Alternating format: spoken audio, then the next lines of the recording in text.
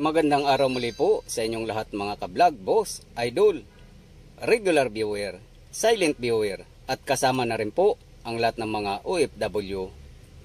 Ang gagawin ko po ngayon ay lilinisin ko po yung minodify kong rope light. Ito po yung nakalagay po sa rooftop ng dump truck sa ibabaw.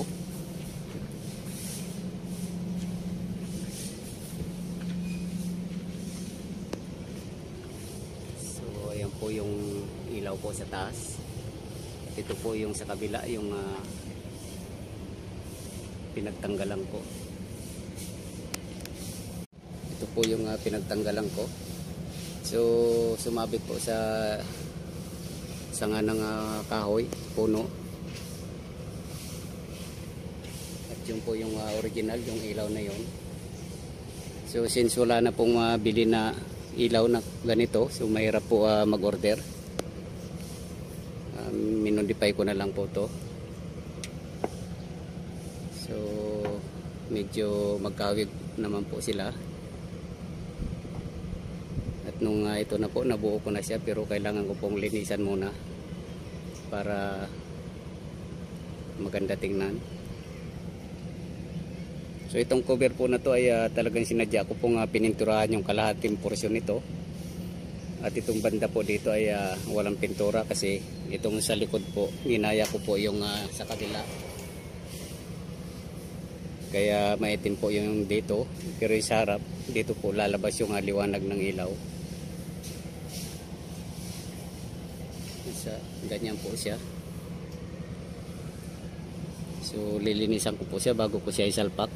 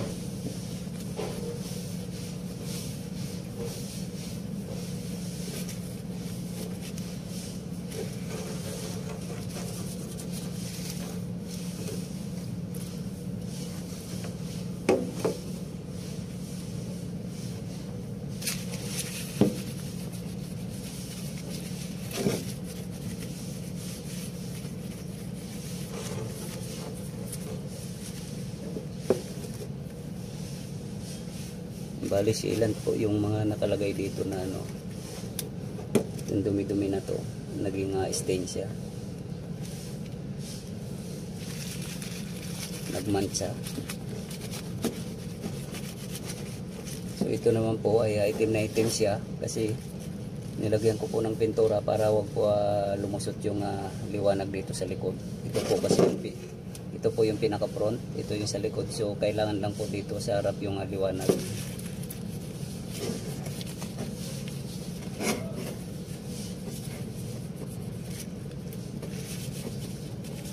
At ito namang sealant po na to, nilagay ko para wala pong tubig na papasok. So kapag pinabayaan po to, walang sealant po, ay papasok po sa loob ng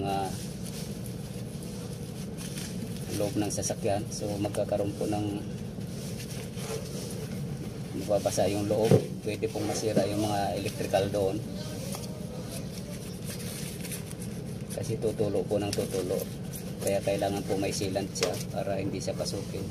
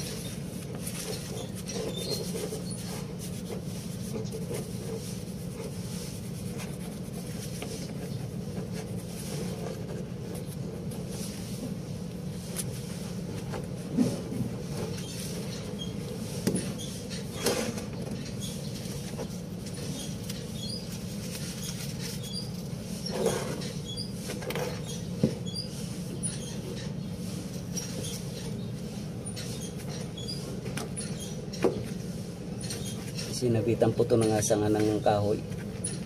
Kasi pag kumukuha po sila ng mga graba or buhangin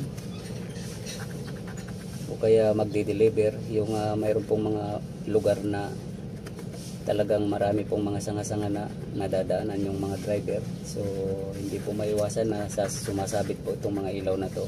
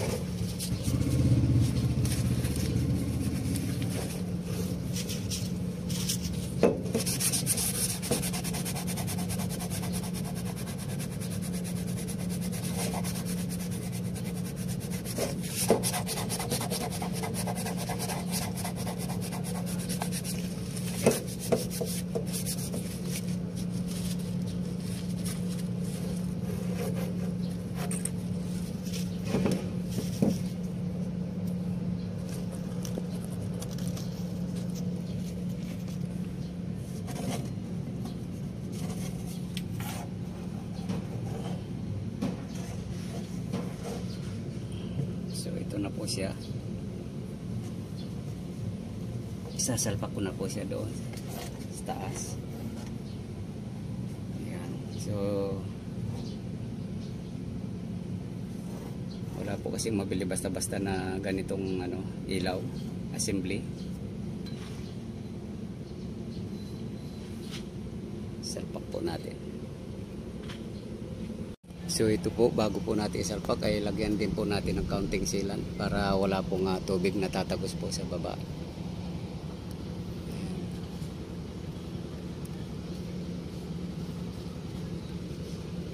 Pandipinsa lang po kung sakaling umulan man, mayroon po siyang ayan po yung sealant na ginamit ko.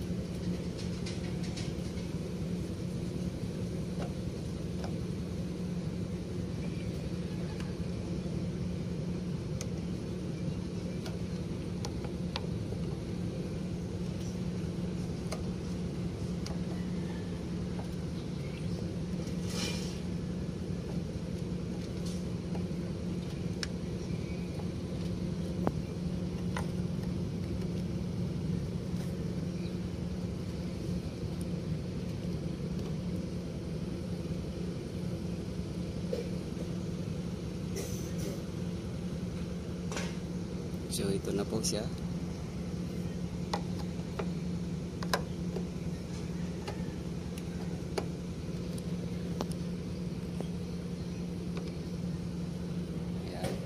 parehas na po silang mayroon. Ayun po yung isa. Ito naman yung minodify ko. So hindi na po siya masagwa tingnan. Kasi dati po wala pong takip to. At yun kompleto po siya. So halos magkahawig lang din po sila.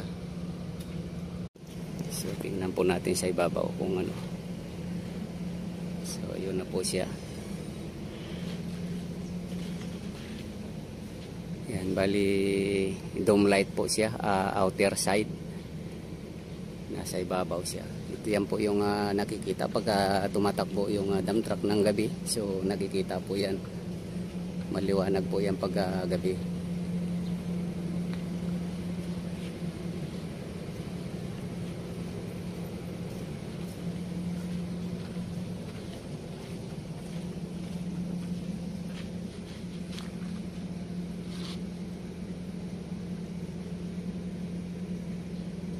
So kapag makakita naman po ng original, pwede naman pong palitan. Pero hanggat wala pa pong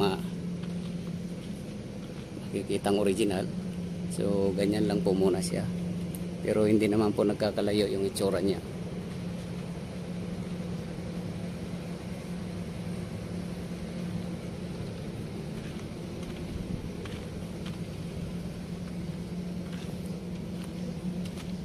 So hanggang dito na lang po muna ang video kong ito. Please like, subscribe na lang po and hit notification bell para sa susunod na mga video. God bless all po.